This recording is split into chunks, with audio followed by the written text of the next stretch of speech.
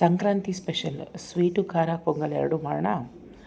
ಈಗ ಒಂದು ಪಾವು ಅಕ್ಕಿ, ಒಂದು ಪಾವು ಬೇಳೆ ತೊಗೊಂಡು ಚೆನ್ನಾಗಿ ತೊಳೆದು ಅದಕ್ಕೆ ಡಬಲ್ ಅಂದರೆ 4 ಪಾವು ಅಕ್ಕಿ ನೀರನ್ನ ಬೇಯಿಸ್ಕೊಂಡಿದ್ದೀನಿ.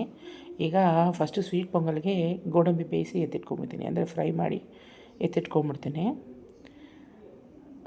ಚೆನ್ನಾಗಿ ಫ್ರೈ ಮಾಡಿ ಎತ್ತಿಟ್ಕೊಂಡು ಈಗ ಅದೇ ಬಾಣಲಿಗೆ ಸ್ವಲ್ಪ ಎಣ್ಣೆ ಹಾಕ್ಕೊಂಡಿದ್ದೀನಿ.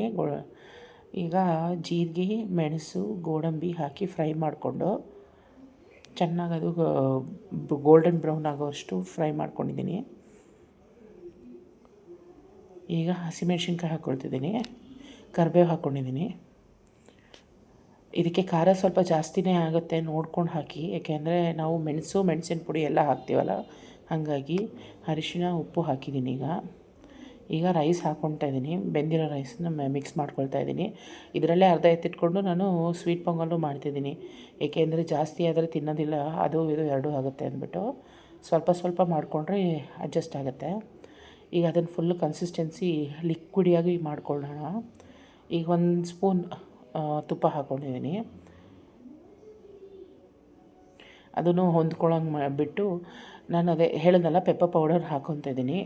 ನಾವು 1.5 ಸ್ಪೂನ್ ಹಾಕ್ಕೊಂಡಿದ್ದೀನಿ. ಆ್ಯಕ್ಚುಲಿ 1 ಸ್ಪೂನ್ ಸಾಕಾಗುತ್ತೆ, ಹಸಿಮೆಣ್ಸಿನ್ಕಾಯಿ ಎಲ್ಲ ಹಾಕಿರ್ತೀವಲ್ಲ, ಹಾಗಾಗಿ.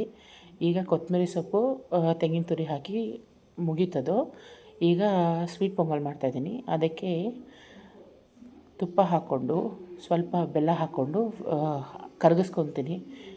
ಇದರಲ್ಲೇನು ಕಲ್ಲಿರಲಿಲ್ಲ, ಹಾಗಾಗಿ ನಾನು ಹಿಂಗೆ ಕರಗಿಸ್ಕೊಂಡೆ. ಇಲ್ಲಾಂದರೆ ಪಾತ್ರೆಯಲ್ಲಿ ನೀರಿಟ್ಟು ಕರಗಿಸ್ಕೊಳ್ಳೋದು ಬೆಟರ್ ಆಪ್ಷನ್ನು, ಏಕೆಂದರೆ ಕಲ್ಲಿರುತ್ತಲ್ಲ, ಹಾಗಾಗಿ. ಇದು ನನ್ನದ್ರಲ್ಲಿ ಏನೂ ಇರಲಿಲ್ಲ, ಹಾಗಾಗಿ ಅದಕ್ಕೆ ಕರಗಿಸ್ಕೊಂಡಿದ್ದೀನಿ. ಕರಗಿದ್ಮೇಲೆ ಅದರೊಳಕ್ಕೆ ಈ ಬೇಯಿಸಿರೋ ಅಕ್ಕಿ ಅರ್ಧ ಉಳಿದಿತ್ತಲ್ಲ ಅನ್ನ, ಅದನ್ನು ಹಾಕ್ಕೊಂಡು ಅದನ್ನು ಕಲಿಸ್ಕೊಂಡು 1 ಸ್ಪೂನ್ ಎಕ್ಸ್ಟ್ರಾ ತುಪ್ಪ ಹಾಕ್ಕೊಂಡು ಗೋಡಂಬಿ, ಏಲಕ್ಕಿ ಪುಡಿ, ತೆಂಗಿನ ತುರಿ ಎಲ್ಲ ಹಾಕಿದ್ದೀನಿ.